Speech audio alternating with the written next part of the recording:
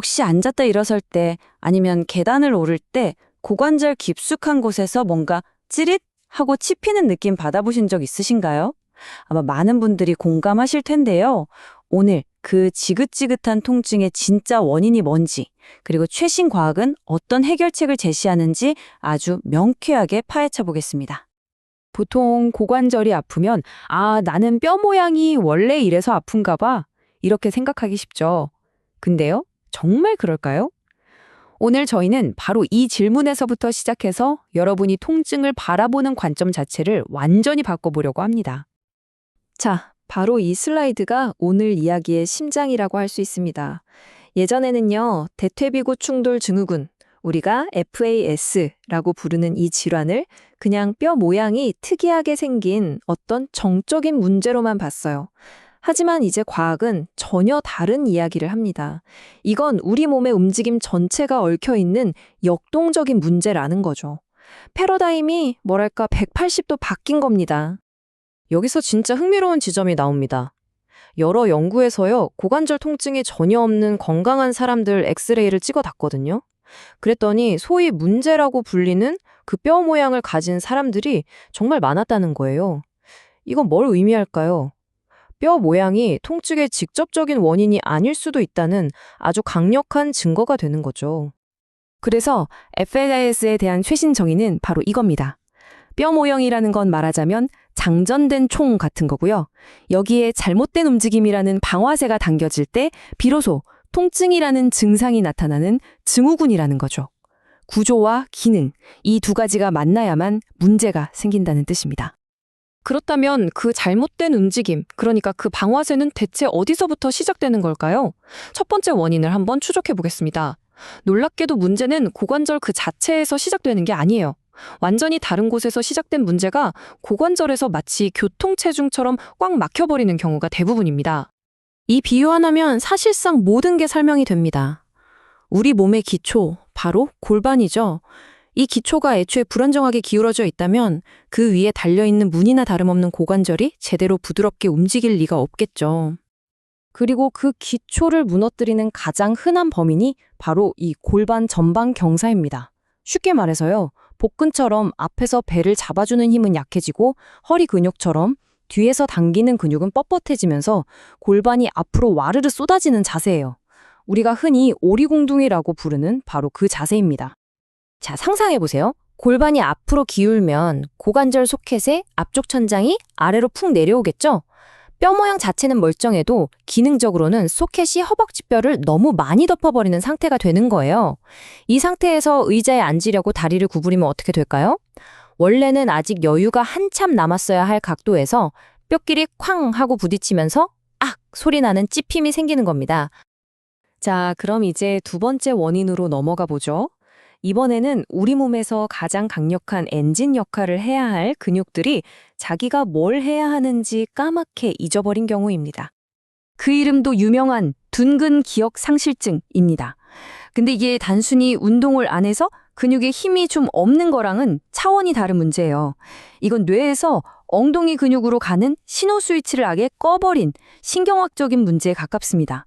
말 그대로 근육이 잠들어 버린 거죠.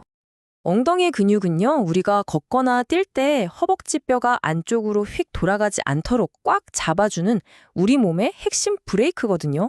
만약에 이 브레이크가 고장났다고 생각해 보세요. 어떻게 될까요? 네, 바로 이런 연쇄 충돌이 일어나는 겁니다. 브레이크가 없으니까 허벅지 뼈는 안쪽으로 속절없이 휙 돌아가고 그 결과 무릎은 안쪽으로 푹 무너지죠.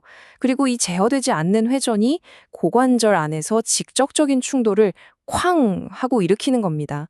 결국 잠들어버린 허벅지 근육이 고관절 통증을 일으키는 또 하나의 거대한 원인이었던 거죠. 자, 그런데요, 원인을 이렇게 명확하게 알았다는 건 뭘 의미할까요? 이제 희망을 이야기할 수 있다는 뜻입니다. 최신 재활과학은 문제 해결을 위한 아주 명확하고 체계적인 청사진, 즉 로드맵을 우리에게 보여주고 있습니다. 이건 무슨 약 먹고 주사 맞는 그런 땜질식 처방이 아닙니다. 말 그대로 무너진 움직임의 집을 기초부터 다시 짓는 거예요. 4개의 아주 튼튼한 기둥을 하나씩 차근차근 세워나가는 거죠. 첫 번째 기둥입니다. 아까 집의 기초가 골반이라고 말씀드렸죠? 바로 그 기초를 단단하게 다지는 작업입니다. 우리 몸통을 캔처럼 감싸는 코어통의 압력을 제대로 회복시켜서 어떤 움직임에도 흔들리지 않는 단단한 플랫폼을 만드는 거죠. 이 통이 단단해야 그 위에서 다리가 자유롭게 춤을 출 수 있으니까요. 두 번째 기둥은요, 길을 잃은 고관절이 제자리를 다시 찾도록 도와주는 관절 중심화입니다. 특히 발을 땅에 단단히 붙이고 하는 운동들을 통해서 고관절이 여기가 내 자리구나 하고 스스로 중심을 찾는 법을 우리 뇌에 다시 가르치는 과정이라고 생각하시면 돼요.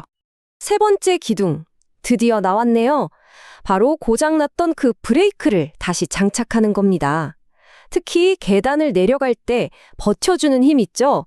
그런 제동력을 키우는 데 집중하는 거예요. 이 힘이야말로 허벅지뼈가 안으로 확 쏠리는 걸 막아주는 핵심 열쇠입니다. 그런데 이 브레이크를 다시 설치하는 과정에서 아주 역설적이면서도 놀랍도록 강력한 훈련 개념이 사용됩니다. 바로 이 문장처럼요. 반응적 신경근 훈련, 줄여서 RNT라고 불리는 기법인데요. 이게 뭐냐면 밴드로 무릎을 일부러 안쪽으로 살짝 당겨주는 거예요. 그러면 우리 뇌는 무너지네? 라고 느끼고 무의식적으로, 반사적으로 엉덩이 근육을 확 켜서 저항하게 됩니다. 이건 뇌의 가장 원초적인 반사신경을 이용하는 정말 스마트한 훈련법이죠. 자, 이제 마지막 네 번째 기둥입니다. 이건 일종의 대청소라고 생각하시면 쉬워요. 오랫동안 잘못된 움직임 때문에 뻣뻣하게 굳어버린 근육과 조직들, 그 문제의 흔적들을 청소하는 단계죠. 딱딱하게 섬유화된 조직을 잘 풀어주어서 신경과 근육이 자유롭게 미끄러질 수 있는 공간을 다시 확보해주는 겁니다. 자, 이렇게 4개의 기둥을 모두 살펴봤습니다. 근데 이야기는 여기서 끝나지 않아요.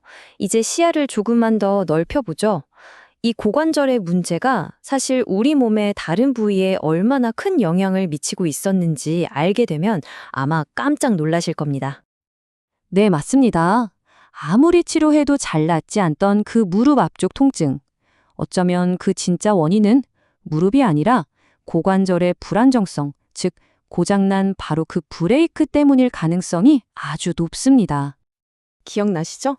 엉덩이 근육의 브레이크가 고장나서 무릎이 안으로 푹 무너지는 현상. 바로 이 하나의 잘못된 움직임이 위로는 고관절을 들이받고 바로 아래로는 무릎뼈가 제 궤도를 이탈하게 만들고 있었던 겁니다. 결국 뿌리는 하나였는데 고관절과 무릎이라는 2개의 가지에서 나쁜 열매가 동시에 열리고 있었던 거죠. 오늘 우리는 통증이라는 게 단순히 한 부위가 고장났다는 뜻이 아닐 수 있다는 걸 배웠습니다. 어쩌면 우리 몸 전체의 움직임 시스템이 붕괴되고 있다는 걸 알리는 가장 중요한 신호일 수 있다는 거죠. 그러니까 이제 통증을 적으로만 보지 마세요. 통증은 우리 몸이 우리에게 보내는 가장 정직한 편지일지도 모릅니다. 그 편지에 뭐라고 쓰여 있는지 한 번쯤 진지하게 귀 기울여 들어보는 건 어떨까요?